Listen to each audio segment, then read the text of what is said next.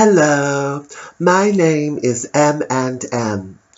Many years ago, I was brought up in a very disenfranchised, disadvantaged community. But I did not let that slow me down. Instead, I used my disadvantage to my advantage. I learned how to use words as weapons, and since then I have become one of the world's leading hip-hop stars. I am not afraid to speak truth to power, and that is why I have written raps or hip-hops, if you prefer, on such controversial topics as Donald Trump and racism. I'm not afraid to speak out, and I encourage all young people watching this to learn from me. Learn from me. I am Eminem, and don't slow yourself down. I know it's easy to find yourself in the community and go, "Ugh," but don't. You gotta rise above it, you know what I'm saying? Hey, man, did y'all miss me?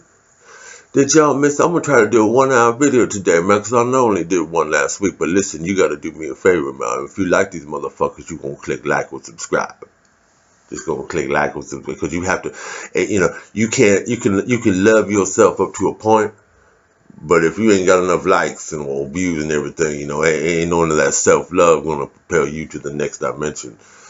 You give the love, and the love multiplicates itself. You know what I'm saying? Also, Patreon.com. You know what I'm saying? Sometimes we look on the television and we go, this motherfucker. There is shit on the TV. There is shit on the radio. Sometimes I turn on the TV and it's like, I just saw this program in the toilet this morning. You know what I'm saying? But what is the alternative? We said, well, they go to patreon.com/Will Franken. You know what I'm saying? And give the motherfuckers some love. Hoodie. I got my hoodie on. That was only 2 minutes. 58 more to go. I'm going to try this. I felt bad, I felt bad because I only did one of these last week. But you remember, I was in doubt as to whether or not to keep doing the 1-hour ones. I think after that men's conference, I got freaked out. I don't know what it was, but I did that men's conference. I was like, I don't want to be honest anymore. I don't want to talk for an hour. I'm afraid of coming under fire. But the last long form one I did was on the Manson, this Sandra Good. That was the Manson girl I met. Sandra Good. But don't say anything. Because what's funny? I looked her up again on Wikipedia after I did that video. The Manson, go back to the last 1-hour video was on the Manson girl I met, who since then was not a girl. I met her in, that must have been 2005, 2006, so a little bit past girlhood there. It's a different time. But I looked her up on Wikipedia just to refresh my memory, and I think this is the one. She had an ex-husband or an ex-boyfriend or something that was mysteriously found dead in a London hotel room. So after I made that video, I was like, okay, I forgot how far-reaching this stuff was. So did I do all the preliminaries? I'm Eminem. Hello, my name is Eminem. Because I speak the truth to power. I'm only wearing this because it's fucking cold. Yeah, please click like or subscribe. I'm doing one of these today. Tomorrow there's a comedy idea I've got, but I need the whole day. So I don't have the whole day today because I've got to go do something in a bit, which I'll tell you about. Because I don't know what I'm going to talk about, so I have to tell you about it. But I'm going to do an hour one today and then fuck off. But tomorrow I need to spend the whole day because I got a technical idea. So I'm going to try to do some sound effects and shit for this. It's a very funny comedy idea, and that'll be tomorrow. So click like or subscribe. Go to patreon.com/Will Franken. I just rolled out of bed too, so I hope I look okay. I slept in this. It's so fucking cold. I had to sleep in this. It's insane. And the radiator's even on as well. But it's not all glamour in the world of 1 hour talking to yourself videos. So, I know a lot of people are like, oh my God, I envy you so much. You seem to have it all, a Scottish flag and a Welsh flag. And, I imagine you're probably flying around all over the place. And it's like, no, it's not, don't be fooled. It's, a lot of people when they meet me, they're like, oh my God, can I touch you? Wow, you're really a human. And it's like, so don't be fooled. But become a patron and go to patreon.com/Will Franken. Big story, of course, is the 11th of December, beginning a run of a one-man show, Two Armed Bandit at the Leicester Square Theatre Lounge. I believe tickets are already starting to sell, so that's 8:30 p.m. Mondays, kicking off the 11th of December. No two shows are alike, actually, because I'm going to do a roundup of the news to kick off every single show. So week by week, it's going to change. All done in my traditional, multi-voiced traditional, look at me. You know, the Will Franken tradition, going back years. It's a 44-year-old tradition. It's called Will Franken, and the reason we call it that is because it's a guy called Will Franken who's been around for 44 years, but he hasn't let it slow him down for a single day. That's when I put my Christmas albums up, which I'm going to do on the 1st of December. I've got 2 Christmas albums, 1 New Year's album, and you all are going to fucking love these because they're the best things I've ever done. Honestly, it's me in the studio setting with all the voices and shit like that. And I can't wait I'm waiting until the 1st of December. But there's a bit. I think one of the bits in there is that. I think it's in one of the Christmas albums where the guy's in a coma. I've been in a coma for 36 years, but I haven't let it slow me down for a single day. By staying right and being active, I can be active in my own mind. Just because I'm in a coma doesn't mean I have to stop living. I like that character, that voice. It's a jolly... I'm concerned about my prostate. That's why I have regular checkups with my GP. So, the 11th of December, Leicester Square Theatre Lounge. And then tomorrow night is the screening of Red, White, and Blake. It's the first time I'll be showing the film to a group of people. We attempted to show it at the Men's Day conference, but there was a little bit of a technical snafu.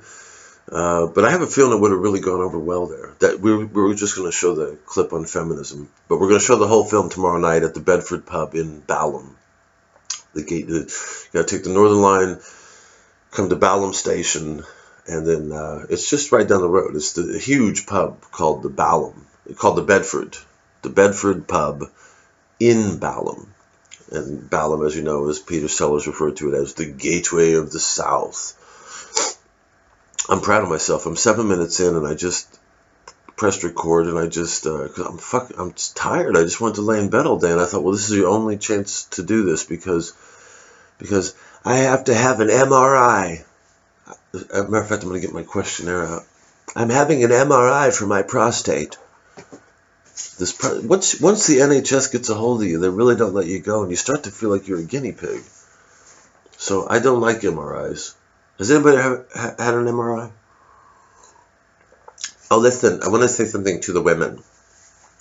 Girls, if you have a boyfriend, you need to let guys know, okay? Pretty quickly. Like, when they ask you for... Here's what you could do. If he asks you for your phone number and says, would you like to watch a movie sometime, you need to say, I don't know, I do have a boyfriend. Or just slip it in there, something like that, and then avoid less confusion. And you can avoid the guy going, what the fuck? I know it's hard to do that, but I think that somebody recently said, a female friend of mine said, what probably happens is these girls meet you and they go, wow, I don't want to turn down this opportunity. I mean, he is funny. He's just, I don't want to turn this down. Yeah, a movie. I'll figure out some way to tell him I have a boyfriend at some point. Because I've been told that women enjoy living in a dilemma. Some women enjoy living in a dilemma.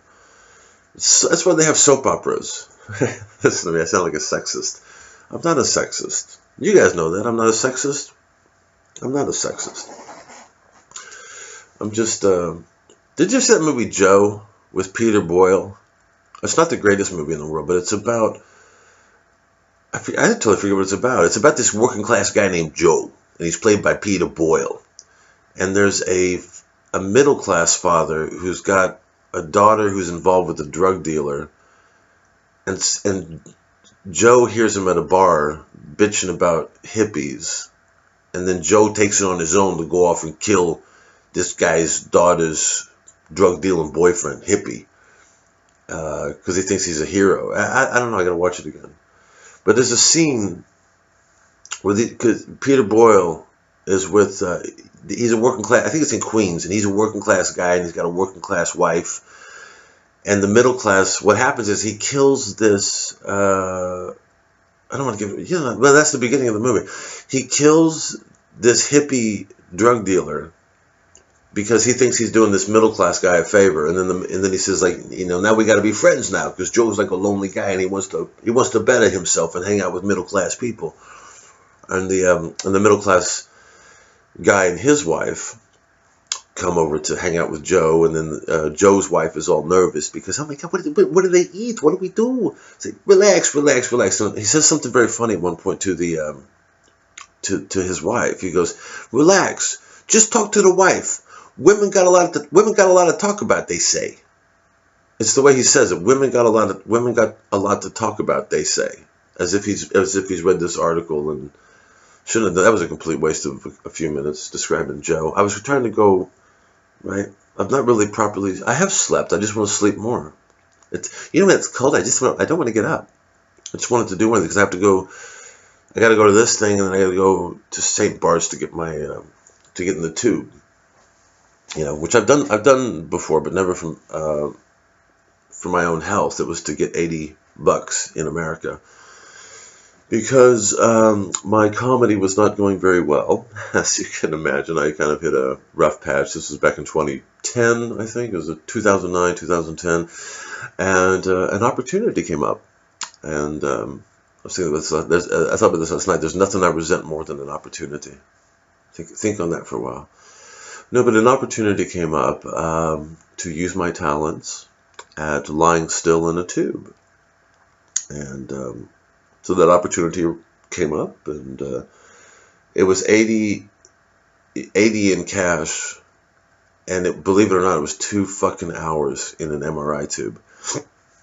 And I did it twice, so it was 160. That's how much my comedy was really going well in those days. And I went out to this, and they wanted to study the effects of smoking on the brain. So you say, I'm a smoker, and then they put you in a tube, and they would just look at your head. But they put your whole body was in this thing. And if you haven't had an MRI, not very good for claustrophobic people. And they give you a choice of music. So there's an inch here and an inch, or whatever it is, like 2 inches on either side, but you're in this fucking tube. It's horrible. And I remember they gave me a choice of music. And this is back in the days of CDs. And they had Johnny Cash's Live in Folsom Prison. And I said, well, this will do. It's nice Johnny Cash, mellow. Get some, that'll be good. You'll listen to that, and then you'll ask them to put on San Quentin. And I went in the tube, and they got this little call button if you need help. But for some reason they had to start the whole thing over again. So if I moved at all, they'd have to start the whole thing over again. All I could think of was like, just sit here, be a good boy, don't move, and you're going to get $80, right? And then at one point, Johnny Cash was singing, staring at the wall, staring at the wall, and I fucking lost it. I can't be fucking out of here. I can't take it anymore. Staring at the wall. It's horrible. I was in that 2 fucking hours. And, but anyway, I made 160. That's what I'm doing today. I'm not making any money for this. They just want to see if my prostate. Do you have a heart pacemaker? Could you be pregnant? Could you be pregnant? Oh, could you be pregnant? Have you had any surgery in the past? Have you had any metal particles in your eyes? Who would put medical? I shouldn't even. It's early in the morning still. Do you have any drug pumps? Yeah, man, it was the time where I would love a drug pump. Put that shit in there. Shrapnel. That'd be cool. That'd be nice to have some shrapnel. What's the matter with you? Is it just a cold? No, got shrapnel in me. Shrapnel? Wow! Ladies love a man with shrapnel in his brain. Ladies love the man with the shrapnel in his brain. Could you be pregnant? Oh, what are we going to talk about today? Jesus Christ, I'm only a quarter of the way through. What are we going to talk about? No, I don't know what I'm going to talk about. I can just recap some of the things that have happened to me. I networked the other day. Really, I couldn't make a decision. I got invited to. I had some shitty days. There was a gig on Wednesday. I was supposed to do a gig in Peckham, and it got canceled. And I found out about this Thursday night, and Sam's a good guy, but I could tell he didn't want to say, Will, old buddy, old pal, listen, hey, Will, listen, buddy, hey, pal, listen, you know the gig, that gig, well, the thing with the gig, Will, sometimes is, you've got these gigs, and sometimes there's ticket sales, and they're not quite there, and, well, because, you're so funny, Will, and I'm just on the other, I go, just fucking, please, just fucking, I want a Waldorf salad, right? You remember the Faulty Towers episode? Well, here's the thing. He doesn't quite have any Waldorfs. So, yeah, okay, it's canceled, right? And right from there, and I love Sam because Sam books me. You see, Sam, he's a good mate. And Sam was at that party where I was horribly drunk and yelling at the girl who clearly liked me. I mean, this girl liked me. And I end up it dredged up these weird demons in me, like the self-hatred and the, who are you to fucking like me? Leave me alone, because I have some twisted issues with intimacy. I'm so afraid of being hurt. I just nip everything in the bud. I don't want to be that way anymore. Life's too short. I have to learn how to love. Could you be loved? I have to do that. Am I making sense? So anyway, Sam canceled. He had to pull the gig in Peckham for Wednesday. And immediately I went to this fucking dark place. I go, that's it. You're a fucking loser. You're never going to fucking, there you go again, Wolf. It was all this self-hatred and I'm a failure and all that stuff. Couldn't let it go, man. And then Friday, have you heard of 11s? You know what 11s is? 11s is where you have like a nice little snack at 11. And I got invited by Simon Evans, who's a comedian, who is, he does some work for the BBC. And he was on the panel at the Battle of Ideas. And right after the Battle of Ideas, he was like, oh yeah, it'd be great to get a cup of coffee sometime. I said, well, yeah, let's get a cup of coffee. And then he said, I'm meeting this guy, Martin Robinson, for brunch. And my first thought was, what the fuck is brunch? Anyway, so here's what's going on through my mind is like, should I go? Should I not go? See, I'm out in the East End. I mean, I'm in the proper East End. And it's like, it's starting to get a little bit like, I'm in the East End. A lot, yeah, well, if you were like me from the East End, right, you'd be a little bit like, yeah, I've got to go with the Ponces down to fucking Oxford Street, isn't it? Like, I'm getting that, I'm from the East End thing. I mean, it really is my home. It's like something in it, and but there's nothing more that I resent than an opportunity. There's nothing I resent more than an opportunity. So, it was this fancy place called Villandry, and so I'm just thinking like, I can't afford, especially after a gig got canceled, then you're in financial insecurity, right? It doesn't matter how small paying the gig was. It's like, then my mind just goes right there. You're never going to fucking get any more gigs. And it's like, it's over and nobody's going to come to your show. And complete panic. And so that's what my first thought is like, is anybody going to pay for this? First off, I don't eat it at 11. I don't eat anything until 2 p.m. usually. Just like my dad. It's funny. My dad would get up in the morning and he would work either building houses or fixing cars, and he wouldn't touch anything until 2 or 3. And we always wondered why he was so violent and angry. But that's what he did. The same thing. It was black coffee, and yelling and cursing and all that. That's because he didn't have anything to, But some people get up there. We're having 11s. And there was an opportunity. And I laid there in bed, do I go? Do I not go? Do I go? Do I not? Just because I'm scared. It's networking. I find networking terrifying. And it goes back to the people you see on TV and stuff like that. They're good networkers. They're just people that go in and go, oh, that's cool. Yeah, that sounds like a great opportunity. Oh, yeah, great. They do. And I'm just going, yeah, well, I've got this idea. Yeah, what if we had like a type of show where it's like, I'm mad or something like that. I don't know. Maybe I'm better at it than I think. I don't know. I was horrible at it in America. And I remember after a gig one night, a gig where I was like the star. I was like the star of the gig. And yet still afterwards, backstage, it was like all of these hacks were talking to producers. Yeah. And I was just sitting on the table with my friend Shane. And he was like, is that how deals really get made? These guys go up, because he was my guest at the gig. We're backstage afterwards. He says, is that how this stuff really works? I said, yeah.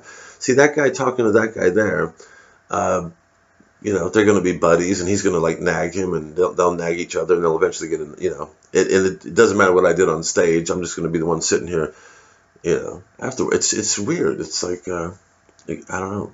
But I thought, well, that's what I'll do. I'll go meet these guys for brunch, or 11s. 11s.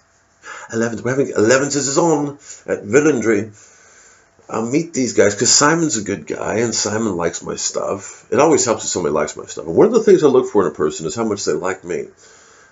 No, but he's a good guy. He's one of the first comedians I saw when I came out here for the first time. And so I met him, and then so I go to and I'm just like, what am I doing here? You look at the menu, it's like, who puts a £3.50 for black? No, who pays? I don't care if I got £1 million. I'm never paying £3.50 for a cup of black coffee. It's because black coffee. You know what black coffee tastes like? Black coffee. It does. There's no difference. And cigarettes taste like cigarettes. You know what I mean? Like, that's why I don't pay. I get the cheapest. It's a cigarette is a cigarette, and a cup of black coffee is a cup of black coffee. Why are you paying £3.50 for a cup of black coffee? So it's one of those booths, right? It's a semicircular leather padded thing, and then there's a wooden chair in the middle. And I am fucking socially phobic through the roof. I feel so raw. I don't know what I'm doing there. I don't know why, because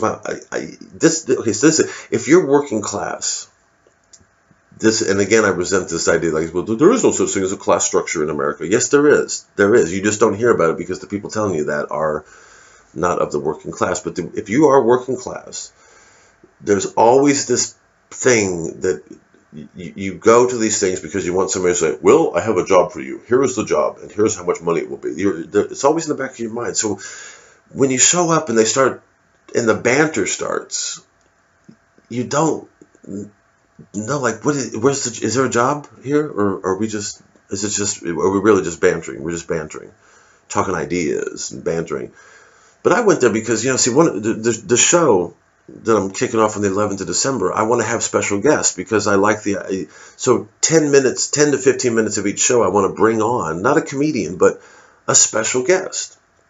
Because I like the idea of doing 15 minutes of my fast-paced characters and all of a sudden just stopping and going, okay, we're going to talk about race relations or the state of education or whatever. Just I got a hairdresser.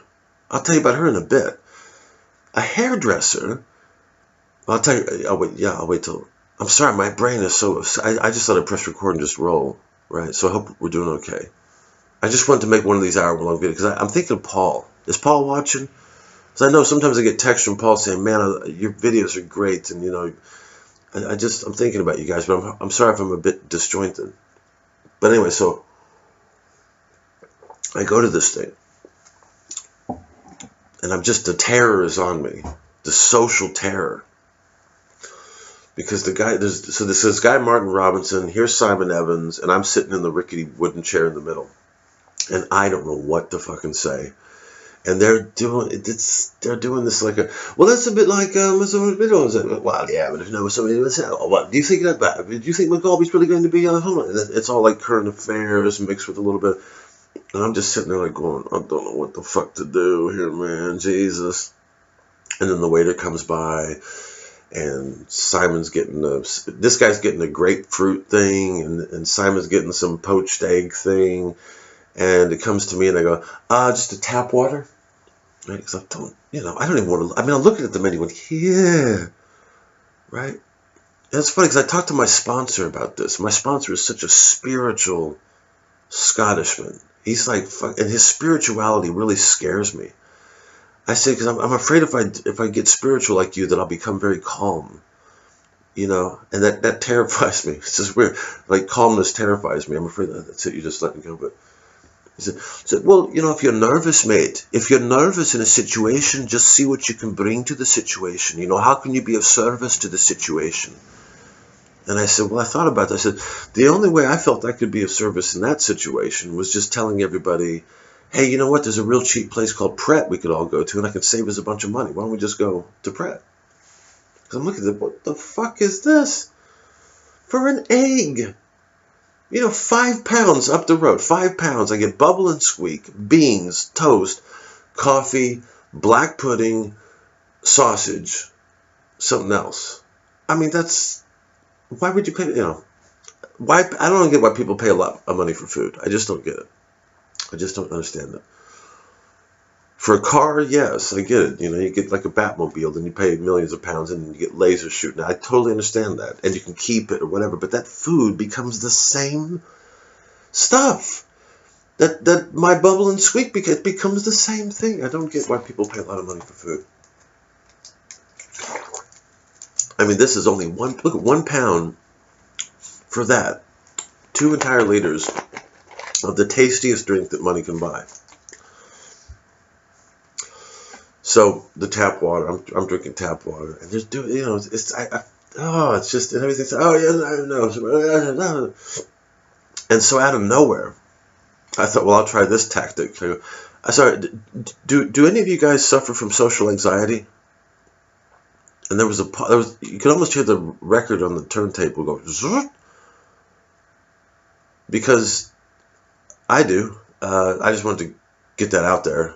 And then I told them, I said, when I used to do drugs, I was always paranoid that people were going to think I was on drugs. And I found that if I just came into a situation and said, hello, everybody, I'm on drugs, I found that I wasn't as paranoid anymore because it was out there. So I just want to get that out there that I'm extremely socially paranoid right now, and I don't know what to do.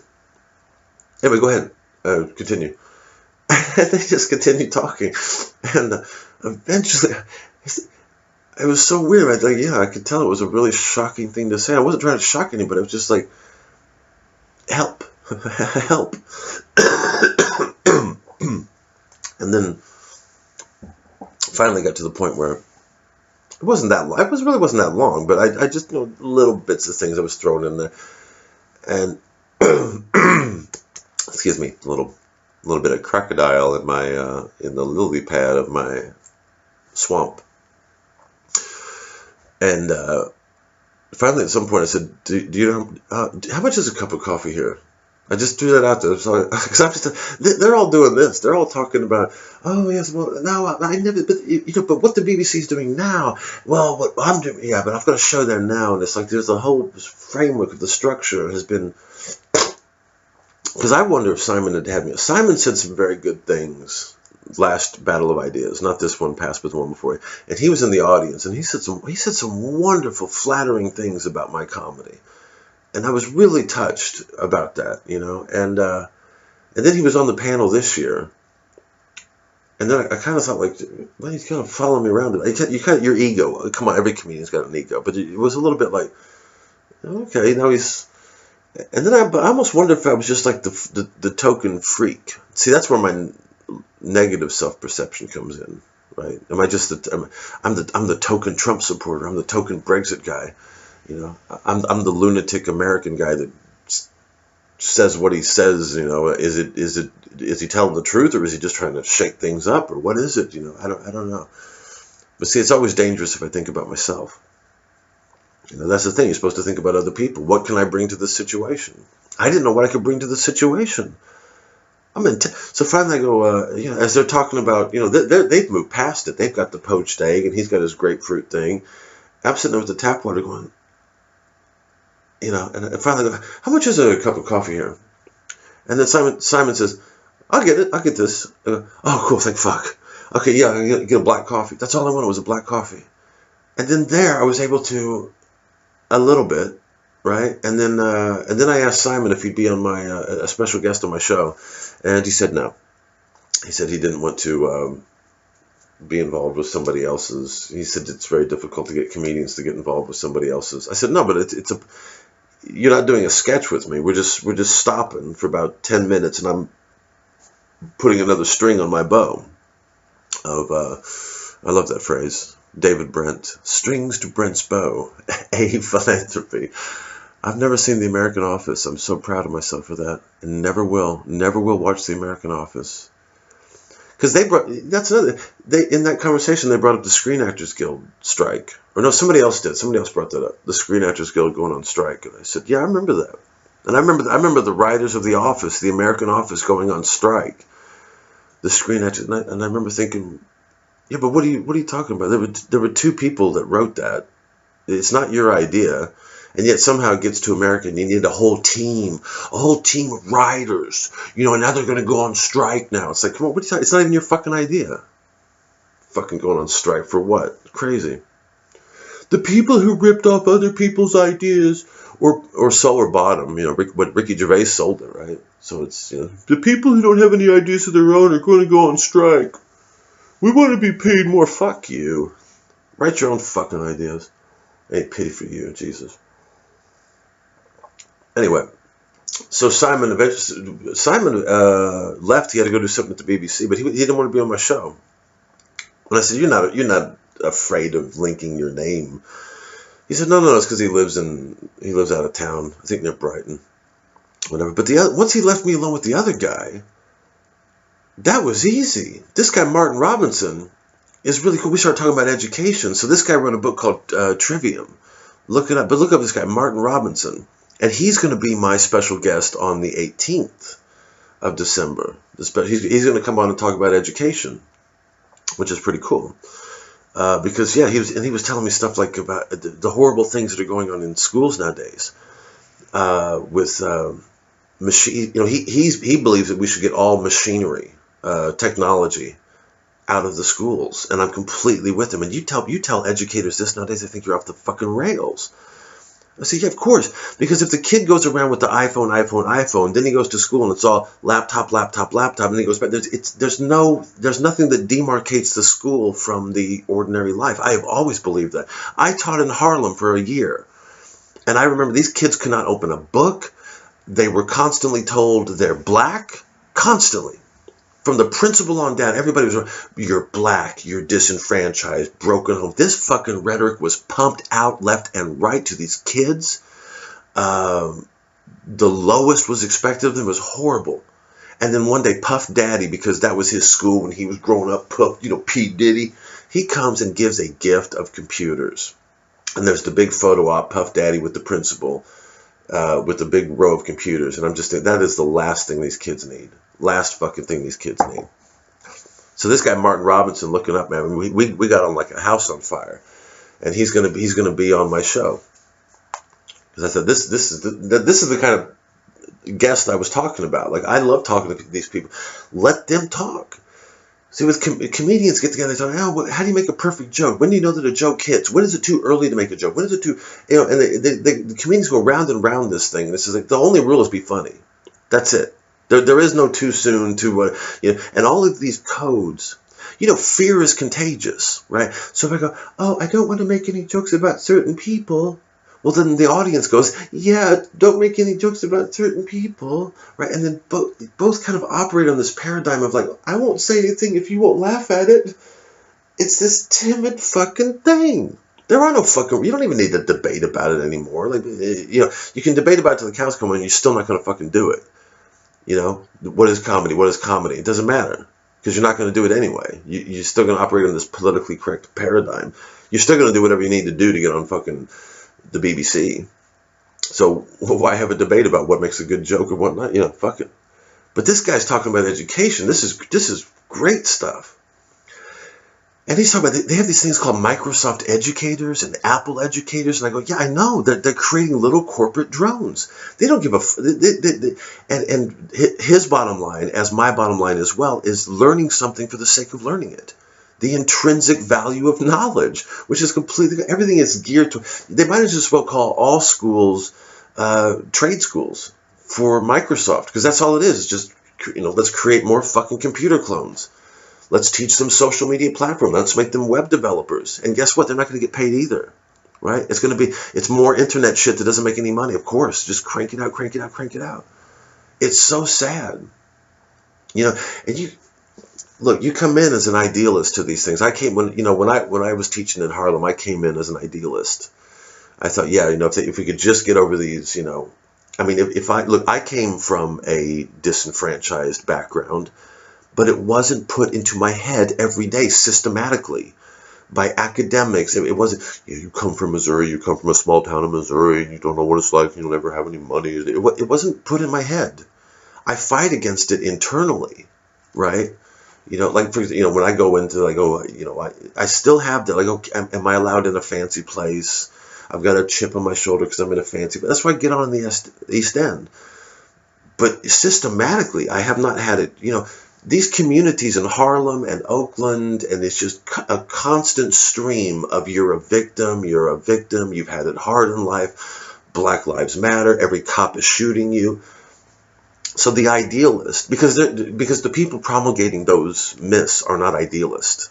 They're something else, and it ain't fucking idealist. But an idealist hears all this stuff, and you're going, would you shut up? Would you stop telling these kids this stuff? What do you think this is going to accomplish? It's the promulgation of resentment. And therefore, they will never learn anything from me because I'm white, right? You just cast me as the grand demonizer.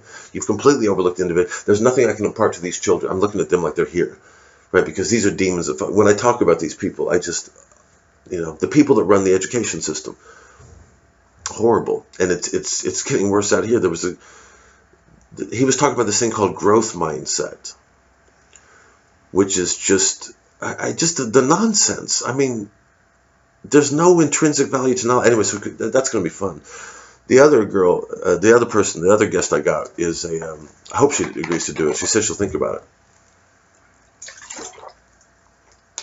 it. She owns a salon, and she was talking about, believe it or not, political correctness in the hair business. She's not allowed to make cornrows. You remember, even if somebody wants it. I said, what, if somebody comes in and they want cornrows? Braids? She goes, no, we're not allowed to do that. But what if they want it? Because even if they want it, even if a black woman comes in and says, can you, they're not allowed to do it. At her salon, at least, they're not allowed to do it. Let's watch, because it's politically incorrect. Can you believe that? Hairstyles themselves are politically incorrect now.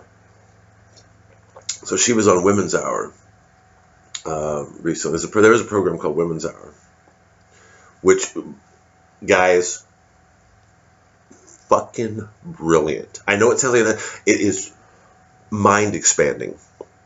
When you hear, I've never heard it actually. Women's Hour. But when you turn on the BBC these days, it is like, because I'm writing my show, right? And I'm turning on the BBC because the BBC just writes itself. It's just instant comedy. But I turned it on the other day, and I hadn't seen it for a while. There was a panel of, because they're doing all this panel stuff now, because 24-hour news. That's it. It was when the corporations decided we need to have news 24 hours. Because somebody's going to get money off of this. We don't care what it does to the public. Oh, we never have any concern about it. I love how they go after the guys the Manhattan Project. The whole. Did the scientists who made that bomb never think ahead? If they would have thought ahead to the destructive capabilities of that. Oh, but there has to be ethics to science, and that's where science should have just said no. No. Yeah, well, where the fuck were the ethics when Mark Zuckerberg decided, I don't care what this does to culture? What do I give a fuck what this does to culture? If I reduce this all too much of like, dislike, dislike, don't do. Oh, and we'll open up commenting to everybody. and everybody will have a voice, and everybody will talk to themselves. No, nobody thought ahead about that. Nobody's calling for their blood. I mean, and that honestly has done more destruction than, hey, Hiroshima. I've said this before. The fact that it took 2 of those things shows how determined the Japanese were not to give up. You'd think Hiroshima would have been enough. It was, okay. That was like, okay, no more. We'll sign the treaty. You'd think. So anyway, political correct. So she was on Woman's Hour, and it's funny because this girl, I don't know if she meant it seriously, like, because girls like to tease, right? And I never. There's part of me that never really got that, because I always thought a girl would never tease you if she liked you, but girls do tease sometimes. That's why I like Dumb and Dumber. I think one of the funniest scenes in Dumb and Dumber is actually Jeff Daniels when he's walking with the girl in the snow and they're having like a playful snow fight, and she throws some snow at him and he takes it seriously and he smashes her in the face with some ice. I'm not saying I do that, but there is a little bit of that. Like, why's she teasing me for? What did I do? So I couldn't tell it the other day because, or if she was just one of the many people that take it for granted that you're on board with all this privilege bullshit. Because we were talking about something, and I find her very easy. She's very easy to get along with. She's very, and she said, she has a boyfriend as well. This came out recently, so don't get jealous, girls, if she has a boyfriend as well. A lot of girls with boyfriends these days. I seem to attract a lot of girls with boyfriends. But she said, what did she say? What was I talking about? Now I don't remember the boyfriend thing again. Because when we were getting along so well, and I'd seen her 1 week, and then I'd seen her the next week, and then it's that point when she says boyfriend, it's like there's this feeling that men get. It's like, you just got to try to not show any reaction to that whatsoever. But she brought up privilege at some point. I don't know what it was connected to. But see, this goes back to, I don't always start these things. I think people, Will Franken goes in like a bull in a china shop and always brings up Islam. People like to, she said, well, that's because, that's your privilege.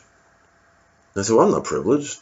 I always tell this, and that's what we can do. Let me tell you what can I do? What can I do? Well, here's what you can do. Next time somebody calls you privileged, make them apologize. Tell them they have to apologize. And it doesn't matter if it turns into a shouting match, but you take them calling you privileged or toxic, take it as seriously as you would expect a minority to take it if they were called a racial epithet, and demand an apology. You don't need to go out swinging, but just demand an apology. I said, I'm not privileged. I come from a small town in the Midwest. I mean, even if I had a mansion in Kent, that I would have earned that somehow, but, it makes it even doubly insulting that I don't have a mansion in Kent, so you need, apologize. I don't have this privilege. What are you talking about? So we and she didn't really bring it up after that, but then I saw her a couple days ago, and she'd just done this Woman's Hour thing, and she was telling me about, she was on this panel, and one of the women on the panel called her racist for something, and it was weird. It was like she came to me going like, I see what you're talking about now, and I go, yeah, they do that, don't they? They call you racist if they don't get their way, if they think they're struggling, they can't really, you might have something, because honestly, if you can't make, right? So if I went in and said, I can't braid my hair now, it's too bad, but I can't believe you don't even get a choice over hairstyle? It's infected everything, this stupid political correctness. So all we can do, honestly, is just be politically incorrect. And this goes back to one of my, it's not a witticism, is it an aphorism? It's an affirmation. Political incorrectness is not the adopting of a persona, it's the shedding of one. Because I sometimes resent if people don't think I'm serious, and they say like, oh yeah, he goes out there and he puts on this, he kind of plays this whole politically incorrect. It's like, no, I am politically incorrect, and you are too. Political correctness is the artifice. This is the image that we adopt, right? I don't, but that's the false mask. So just basically take off the mask. I mean, can you how long do we have to learn the same lesson? Over and over and over again. We have to learn the same fucking lesson over and over. I turned on the BBC yesterday and there was a panel. They were talking about Brexit. And it literally was 5 women and 1 man. Now they say, well, what's the point? Back in the days, Will, there would have been 5 men and 1 woman. So come on, Will. Yeah, but I'm just pointing that out, that it is completely flipped. So first off, what do they want? What do the feminists want anymore? Because it seems to me you've got the flip you wanted. When you turn on, the anchor is female, and then there's like four females around the round table and 1 man. And the 1 man is, ironically, the 1 man is for Brexit. So it seems like they can kill 2 birds with 1 stone. Well, he's for Brexit and he's got a penis, so I don't think we need to listen to him. But come on, girls. So what is it? How is Brexit going to really cripple everything and fuck everything up? Well, I think, coming from Germany, where I come from, I think bad thing for Brexit will be there will be no more water or earth. They're also getting rid of air, and there will only be 1 element left, and it will be fire. And the cities in Germany will burn, and this is what Brexit will do. Well, no, can I just say that I think she's wrong there. I think there is still going to be air, earth, and water in Germany. I totally disagree. Well, let's get back to that. Camilla, what do you? Are you noticing any? It is all fire where I come from. It is all fire, fire, fire, fire. So fire and Brexit are one and the same, but not good fire. Not Promethean fire. We're talking about towering inferno fire. Yes, Michael, got a quick chance to get back to you. Well, I just want to say I think this is utter nonsense. Well, we'll have to run that back. Weather with Joan. Weather over the North Pennines is going to be lots of estrogen today, and then dipping down, we're going to see more vaginas throughout the southeast. Lots of groping up north in Scotland, but if we could get away from that, we'll all be safe down here in London. Back to you and the news desk. Thank you. We've got time for a mail. Oh, that was pretty good. I should have put that in the beginning. Estrogen. What was I going to talk about? Oh, I submitted Janet sent me this link, the Blake Society. Speaking of women, the Blake Society is having a tithe grant competition. And they wanted people to write a letter inspired by Blake's own correspondence with the same anger and passion that he would have today, set in the present. In other words, Blake in the present and what he would be looking at. And again, there's nothing I resent more than an opportunity. Because I've got to write my show, right? And there I was. That's what I did. If you're on patreon.com, /Will Franken, if you're our patron, you can read this. And I spent 2 days writing this thing. And I'm such a perfectionist when I write.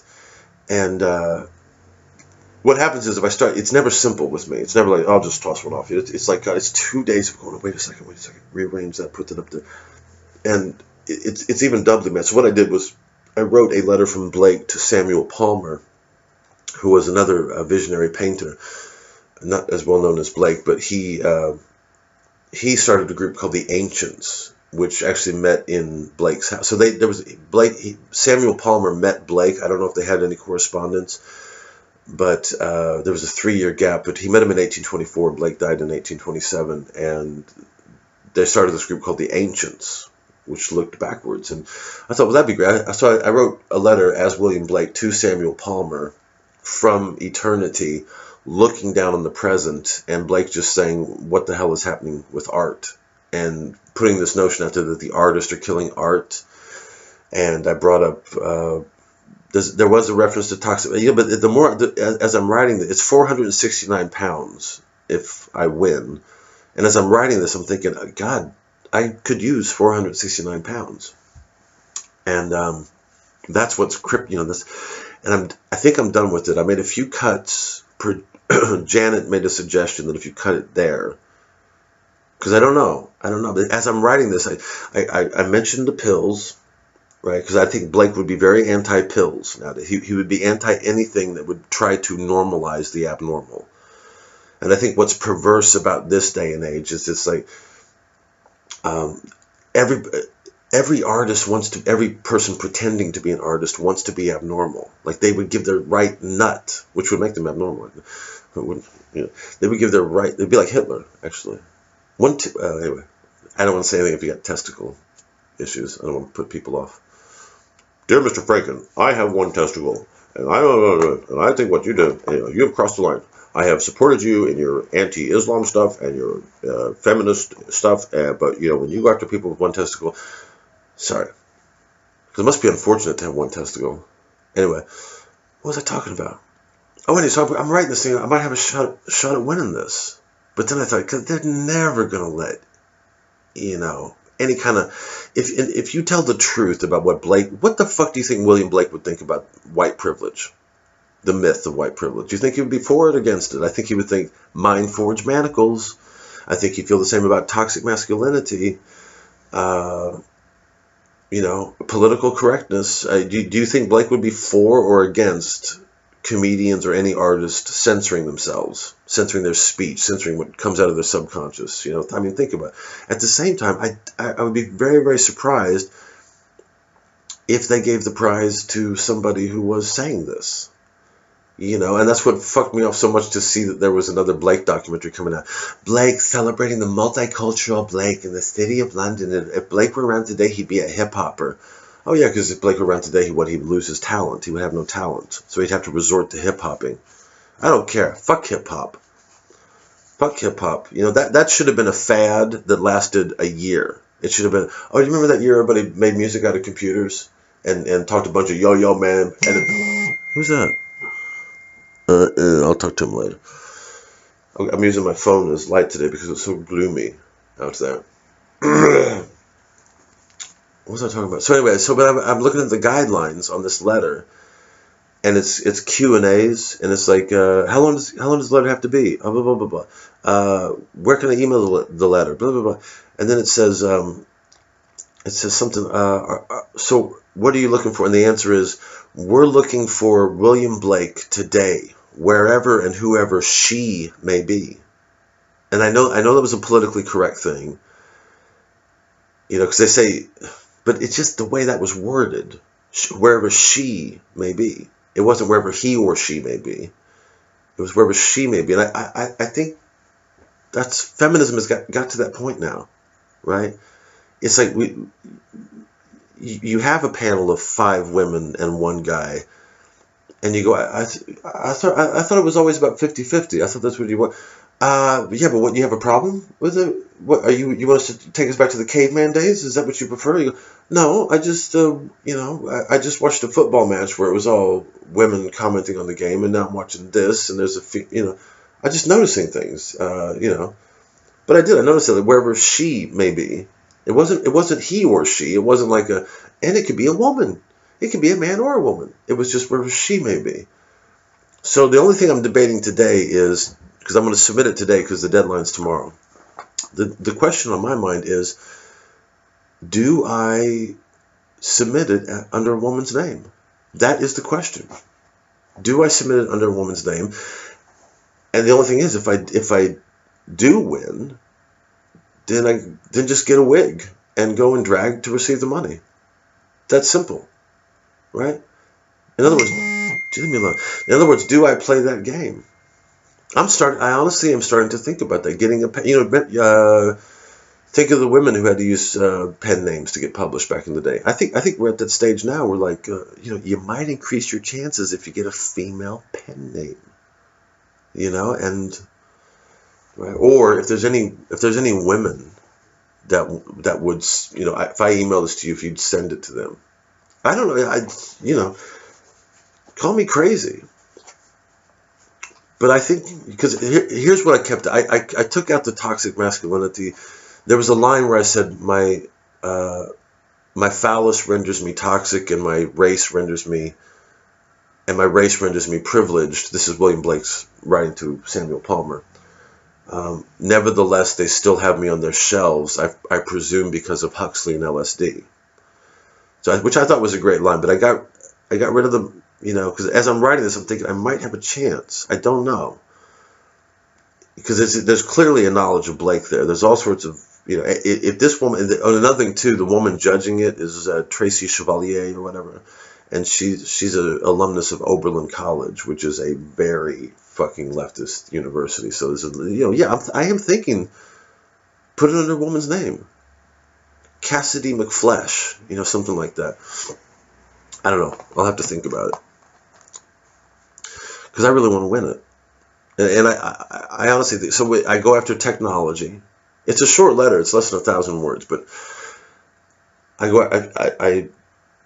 in the letter, William Blake is complaining that technology is ruining art because it's giving everybody the notion that art is not a calling and that anybody just by virtue of having a laptop can do. But it's done in Blake's own style. It's very chaotic, all caps here and no caps there. He was very frantic in his style, Blake. And to be honest, he didn't always get sentence structure right. Sometimes, he wasn't.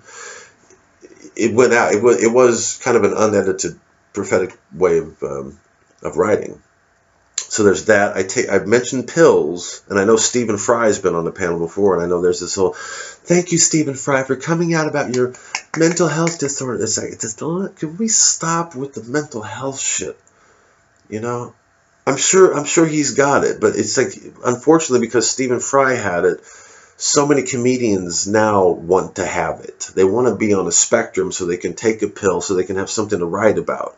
And so I mentioned that, and Blake says, there are people who would have me bipolar. Now, can you believe it, Samuel? Even though, basically, and because prophecy to them is only palatable if it can be negated through medication. So as long as you can give somebody a pill and go, it's okay, just a bit of madness, there's no such thing as God, no angels, right? So I think I think Blake would surely be against that. First off, Blake would say, are you really insane? Are you really mad with prophecy? Well, if you're not, what are you doing art for? But furthermore, if you are mad, what are you taking a pill for? They used to send people like me to Bedlam.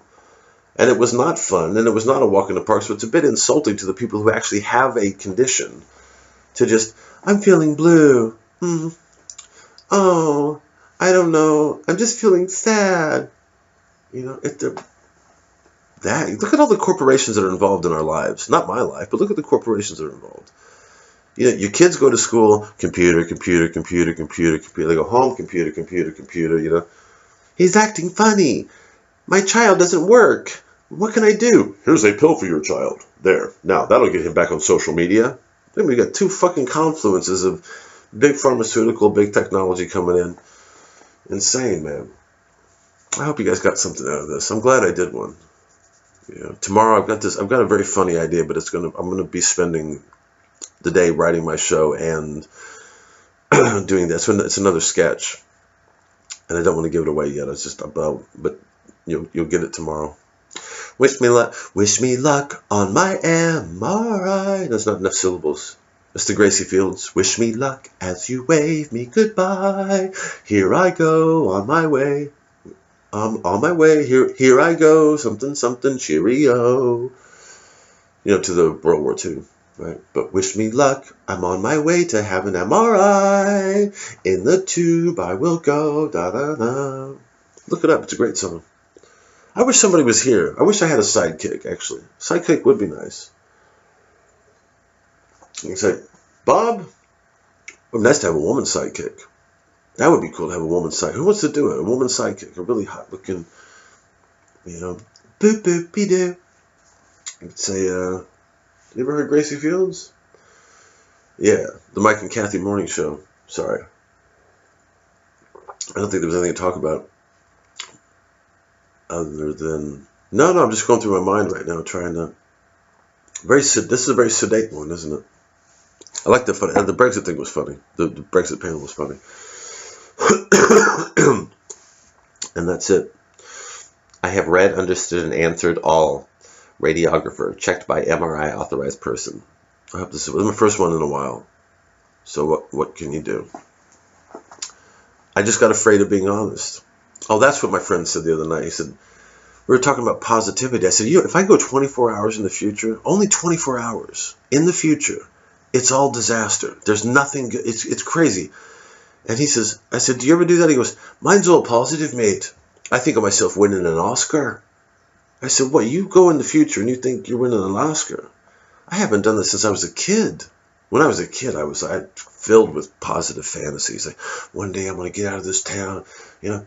And I find myself just even 24 hours, because when the gig canceled, it was a small gig in Peckham, but I went right down the rabbit hole. Hopefully I'm coming out of it. I went right there. I said, that's it, man. You're never going to. So, today I've got to stay in the day. You should too. Good night.